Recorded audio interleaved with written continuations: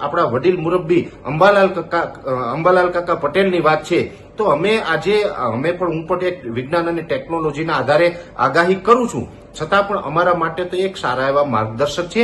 આજની તારીખે અમે પણ અંબાલાલ કાકા પટેલ પાસેથી ઘણું બધું શીખતા રહીએ છીએ. એ જ્ઞાનનો ખજાનો છે, એની પાસે જ્ઞાનનો ભંડોળ છે, અને હું તો ચોક્કસ એટલું માનું છું કે એમની પાસે કોઈ સ્વાર્થ નથી. અંબાલાલ કાકા પટેલ જે કરે છે એ નિસ્વાર્થ ભાવે આપણા ગુજરાતની સેવા કરે છે. ગુજરાતનું એક ઘરેણું છે, અને અંબાલાલ કાકા પટેલ છે એમની પાસે જ્ઞાન છે, એનો ગુજરાતભરના લોકોને લાભ મળે છે.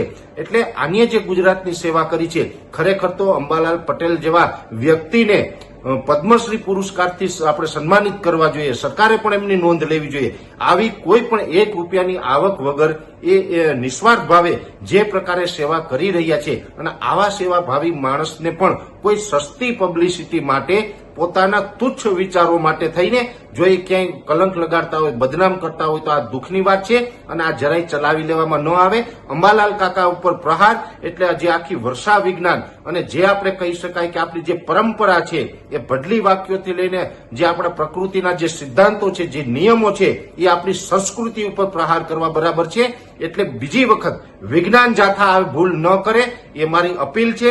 અને જો આવા અમારા વડીલ મુરબ્બી અંબાલાલ કાકાનું આ રીતે બીજી વખત અપમાન કરવામાં આવશે તો અમે પણ મેદાને આવશું, અને વિજ્ઞાન જાથાને પણ પડકાર ફેંકશું કે વિજ્ઞાનની અંદર તમે શું જાણો છો અને અમે શું જાણીએ છીએ. ચલો આપણે મીડિયાના મારફતે લાઈવ ડિબેટ કરી નાખીએ. તો આ ચેલેન્જ સ્વીકારવા માટે પણ વિજ્ઞાન જાથાએ તૈયાર રહેવું પડશે. જય જવાન, જય કિસાન.